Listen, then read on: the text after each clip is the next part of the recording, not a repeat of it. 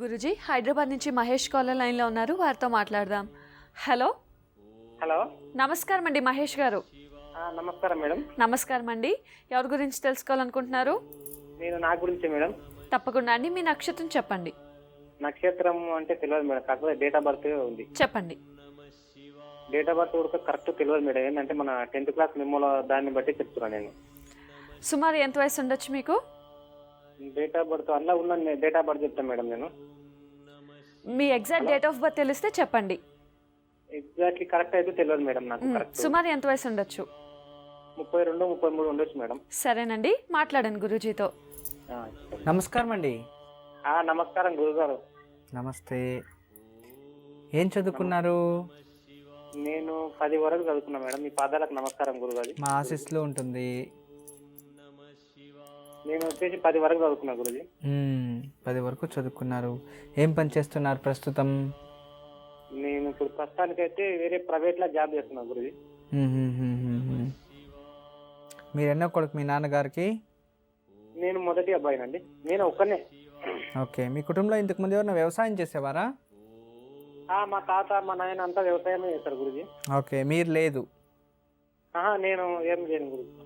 సరే, మీ జాతకంలో సర్పదోషం వచ్చింది. సర్పదోషం?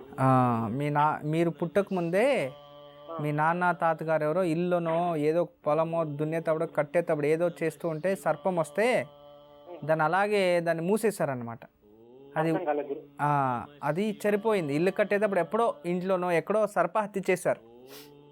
అంటే అంటే మా తాతగారా మా నాన్నగారు గురుజీ? మీ తాత లేదా మీ నాన్న ఇద్దరు? మీరు పుట్టక ముందు అంటే ఎవరు ఉన్నారు అప్పుడు?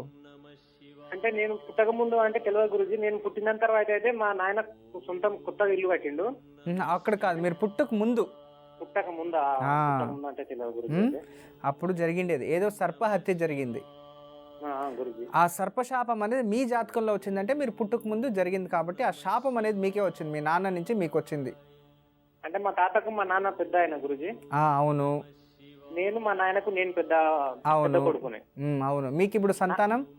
నాకు ఇప్పుడు సంతానం వచ్చేసి ఫస్ట్ పాప, తర్వాత బాబు గురుజీ. సరే, మంచిది. ఇప్పుడు వ్యవసాయ పొలం అలాగే ఉందా లేదా? అంటే మొత్తం కొంచెం కొంచెం అంత అమ్మినాం, కొంచెం ఉంది గురుజీ. ఇంకా ఎన్ని ఎకరాలు ఉంది?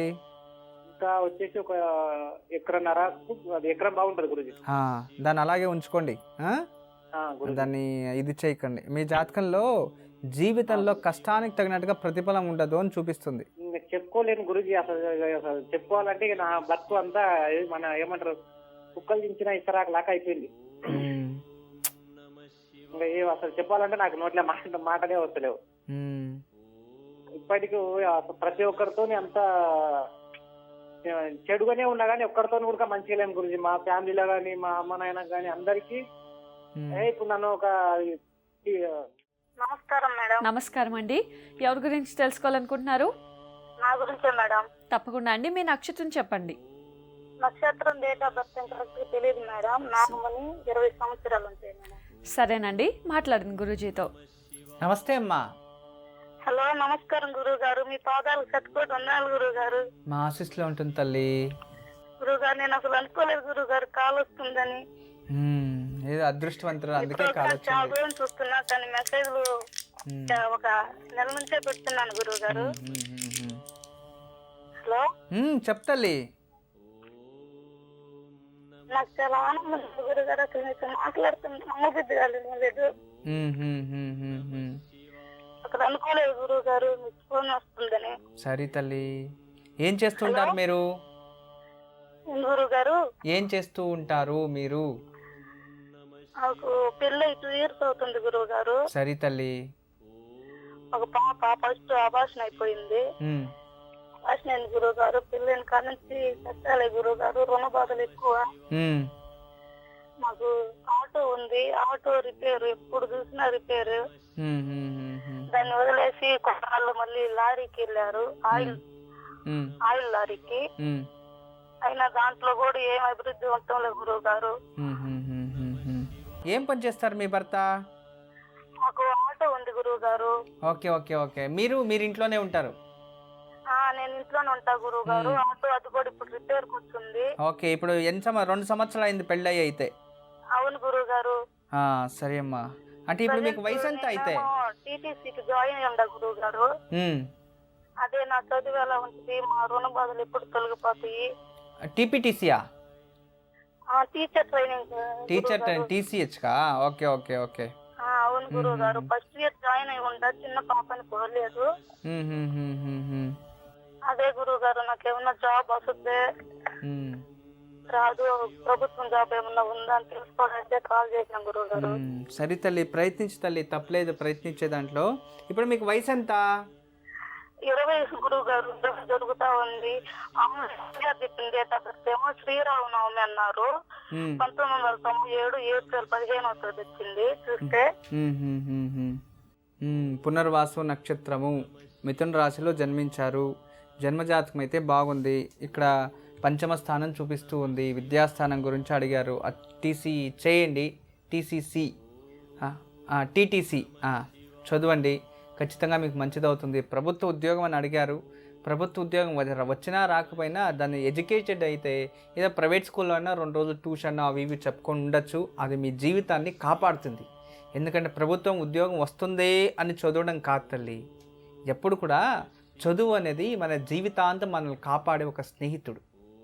ఆ చదువుకి గౌరవించి మనం చక్కగా చదవాలి. ఎంత చదివినా సరిపోదు జీవితంలో. ప్రభుత్వం ఉద్యోగం వస్తుందో మాత్రం చదవాలి అన్న ఎప్పుడు మనం ఆశించి చదువుకూడదు. మనకు కావాలి, చదవాలి. అర్థమైంది కదా? చక్కగా చదవండి. కుటుంబంలో దారిద్రము అనేది ప్రవేశించేసింది. అందుకే మీ ఇంట్లో ఆ దారిద్ర దోషాలు దూరం అవుతలేదు.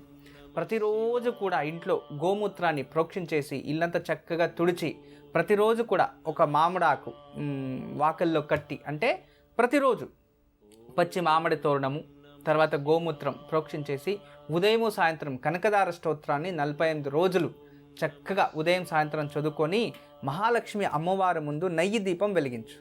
ఒక 48 రోజులు చేయి. దీన్ని రోజు చేస్తూ ఉండు. ఇంట్లో దారిద్ర్యం దూరం అవుతుంది. తర్వాత దారిద్ర నివారణ స్తోత్రము, దారిద్ర నివారణ స్తోత్రము అని ఒకటి ఉంది. దారిద్ర వినాశక స్తోత్ర అని. ఆ ఒక దారిద్ర వినాశక స్తోత్రాన్ని మీరు రోజు పఠిస్తూ ఉంటే ఇంట్లో ఉన్న దారిద్ర్యం దూరమైందంటే ఆ మహాలక్ష్మి ఇంటికి ప్రవేశం చేస్తుంది. తర్వాత మీరు అనుకున్నవన్నీ చక్కగా జరిగిపోతాయి. ఎక్కడైతే లక్ష్మీ కటాక్షం మనకు లభిస్తూ ఉంటుందో అక్కడ చాలా మంచిగా జరుగుతాయి. వేరే ఇంకేం అవసరం లేదు. నేను చెప్పింది చేయండి తల్లి, మీకు చాలా శుభం జరుగుతుంది. ఎప్పుడు మా ఆశీస్సులు ఉంటాయమ్మా. నమస్తే. నాగమణి గారు విన్నారు కదా, గురూజీ చెప్పింది పాటించండి, తప్పకుండా శుభం జరుగుతుంది. గురూజీ రాజోల్ నుంచి వెంకటరమణ కాలర్ లైన్లో ఉన్నారు, వారితో మాట్లాడదాం. హలో. హలో, నమస్కారం అండి వెంకటరమణ గారు. నమస్కారం అండి. నమస్కారం అండి. ఎవరి గురించి తెలుసుకోవాలనుకుంటున్నారు? మా వారి గురించి అండి. తప్పకుండా అండి. మీ వారి పేరు, నక్షత్రం చెప్పండి. పేరు పెద్దరాజండి, నక్షత్రం తెలీదండి. డేట్ ఆఫ్ బర్త్ గుర్తుందా? లేదండి. సుమారు ఎంత వయసు ఉండొచ్చు? 46, 47 ఉండొచ్చండి. సరేనండి, మాట్లాడండి గురూజీతో. నమస్తే తల్లి. నమస్తే. నమస్తే గురూజీ, మీ పాదాలకు శతకోటి నమస్కారాలండి. మా ఆశీస్సులో ఉంటుందమ్మా. చెప్పండి తల్లి. పెద్దరెడ్డి గారేనా? మా వారి గురించి తెలుసా? పెద్దరెడ్డినా పెద్ద రాజునా? పెద్దరాజు అండి. పెద్దరాజు గారు. సరే తల్లి, బాగుంది. శుక్రుడు బాగుంది. పెద్దరాజు గారు పేరు మాత్రం పెద్దగానే ఉంది. రాజుగారు పేరు బాగుంది. జాతకం కూడా చాలా బాగుంది. మంచి పేరు, ప్రతిష్ట, గుర్తింపు అన్నీ ఉన్నాయి. ఎందుకు ఆర్థికంగా మాత్రం చాలా వెనుకపడిపోయారు తల్లి మీరు. అది వ్యాపారం, కొబ్బరికాయ వ్యాపారం అది చేస్తున్నారండి. అదేమో లాస్ వచ్చేసింది, పెద్దగా సాగుటం లేదండి. కష్టపడతారు, ఎక్కువ కష్టపడతారు. ఎప్పుడు విధానం కింద ఉంటుందండి. అదే ఎప్పుడు కూడా ఆర్థిక పరిస్థితులు ఇబ్బందులే. ఏది జీవితంలో అనుకోన్నట్టుగా ఎక్కడ కూడా చక్కగా సాగటం లేదండి.